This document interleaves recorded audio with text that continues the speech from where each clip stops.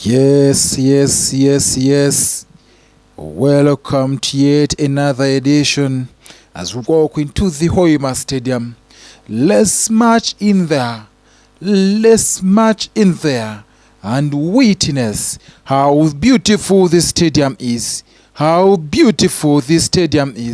Like I did give you an update last time, and progress is on. The company, the contractor is steadily making headways.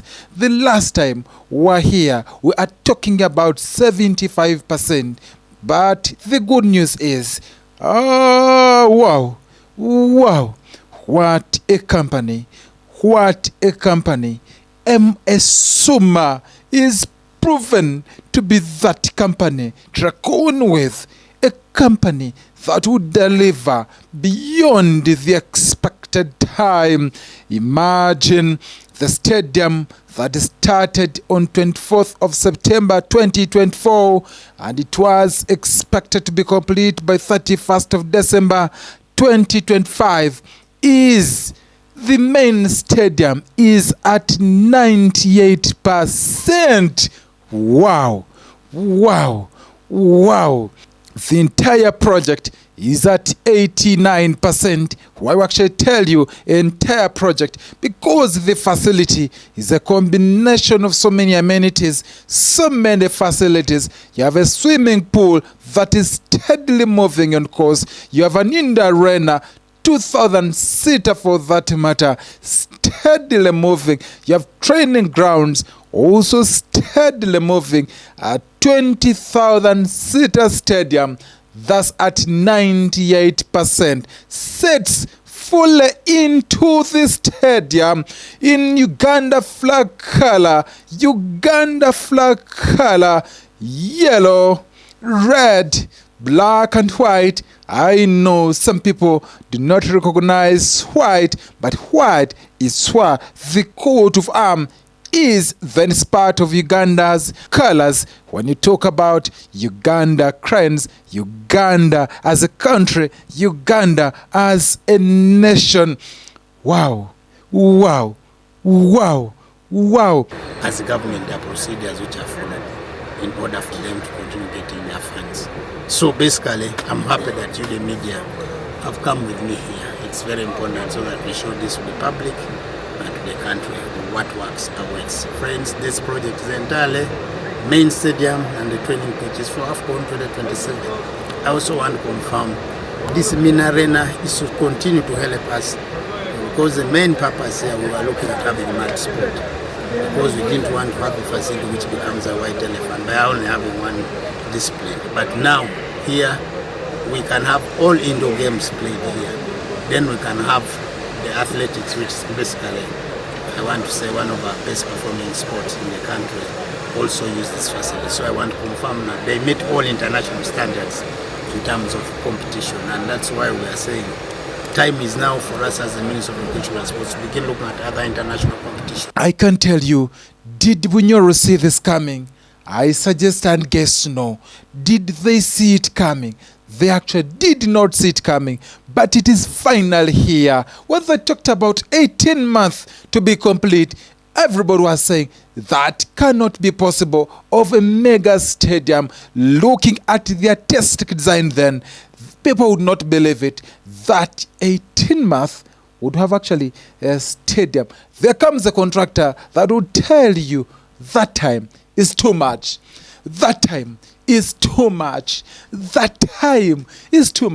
I'll fully complete the stadium before the expected time and I'll hand it over to government. Wow! It's good news for Uganda. It's good news for soccer lovers. It's good news for the region. It's good news for the government. It's good news for Afcon. Remember, Uganda is going to be part of the 3 countries that will be hosting Afcon. Remember, when Chan, Uganda, Kenya, and Tanzania, and come 2027, Uganda, Kenya, and Tanzania will be hosting Afcon pamoja.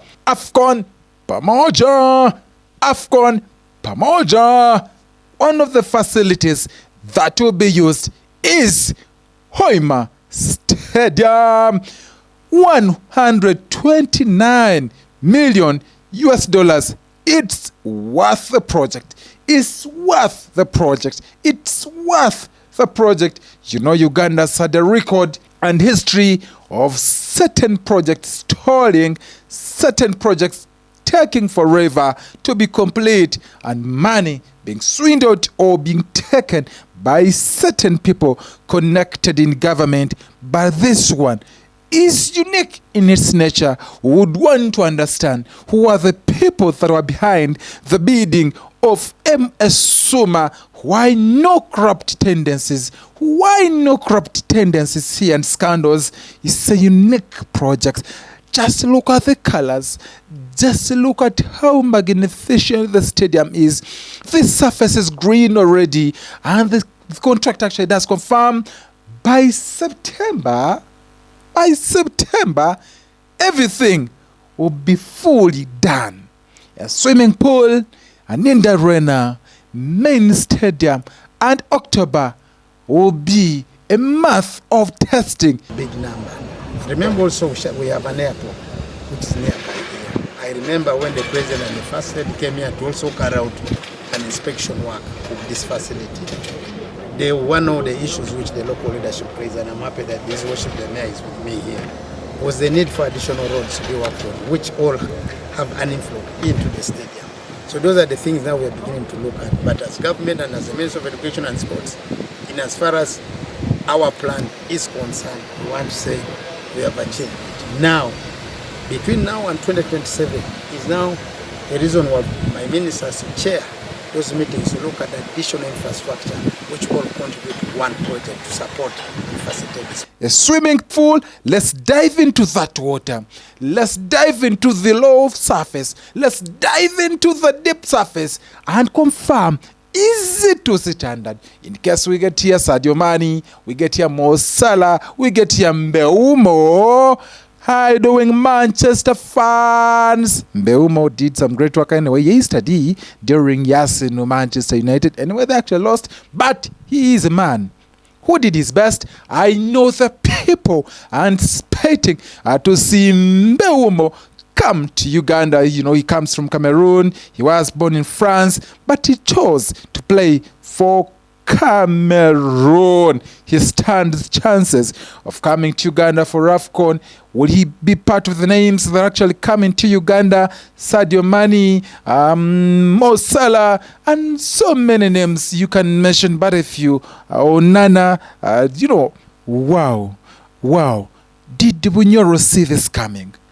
Did Bunyoro see this coming? I guess no. But of course, very connected people were at it to ensure that Bunyoro has a stadium, because Mbarara was actually bidding for the same stadium. Then Fort Portal was bidding for the same stadium. And remember, the president had made a promise to Kacheka, that was in Mbarara, but also a stadium in Lango sub-region, that was Lira. So they wanted to have Akibua Stadium being put to that standard. But of course, Hoima Stadium, because one of the prerequisites for a stadium was to have an international airport close to the stadium where it's going to be constructed. And of course, Bunyoro then took the prize, took the honor, took the chance. It was golden because of Kabalega International Airport. Remember, that international airport was built or put up in Kabalega, in Kabale, beg your pardon, in over there,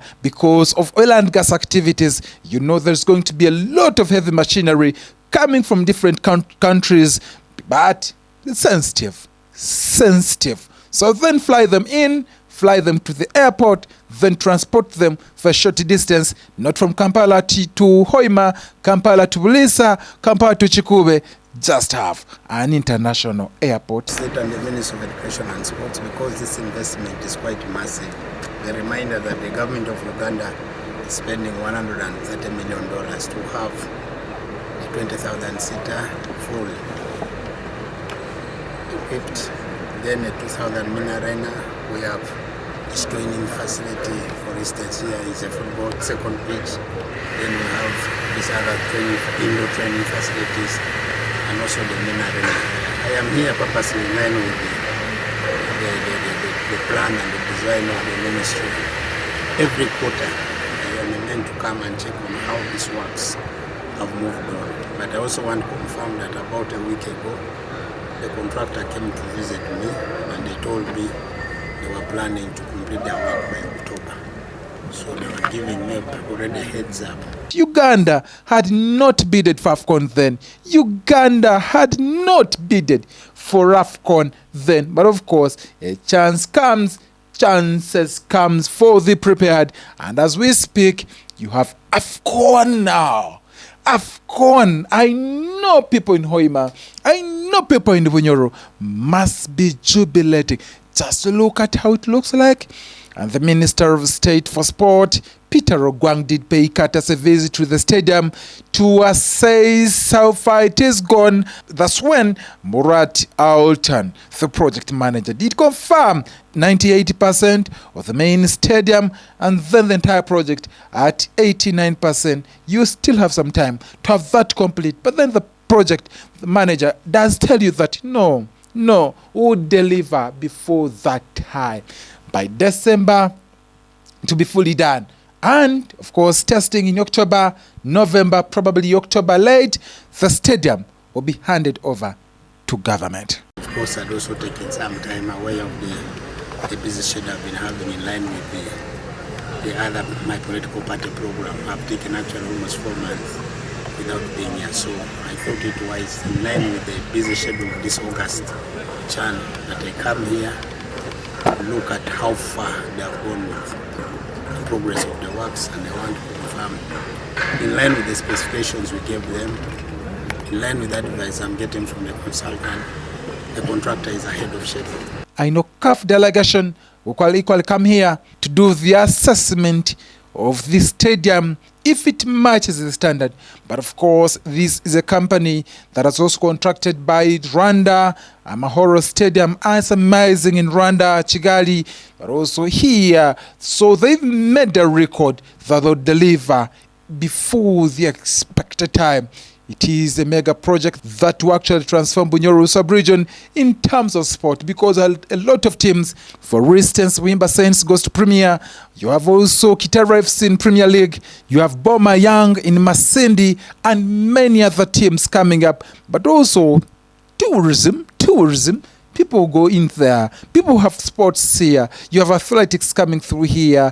Different indoor games coming through here. And all those people will be staying in the region. But remember, Hoima or Bunyoro still has a gap when it comes to hotels. The facilities needed or rooms needed are 20,000 rooms. But Bunyoro, as we stand now, they only have 3,000. You have an edge, or you have a deficit of so much. So we hope between now and 2027, more hotels, more facilities will be put up.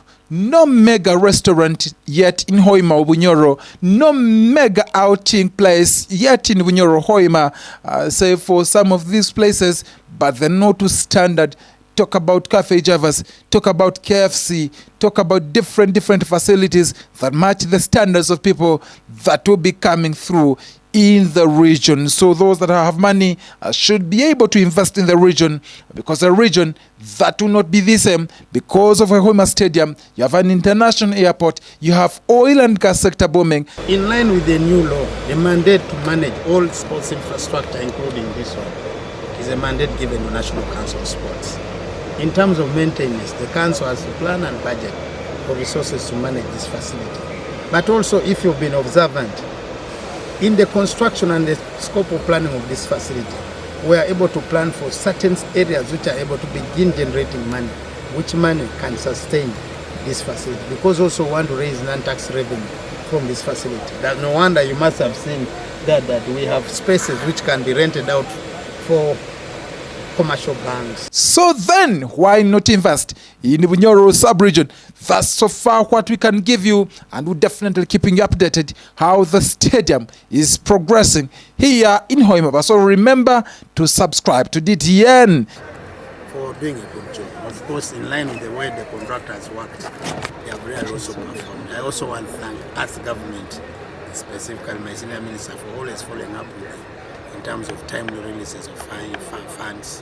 Like you must have heard at the beginning, one of the challenges which they had identified was that it seems that overperforming is becoming a challenge in terms of the way funds are released. The TN is an online platform that will be giving you updates as they happen in the Bunyoro sub-region, but also across the country. Bye-bye for now.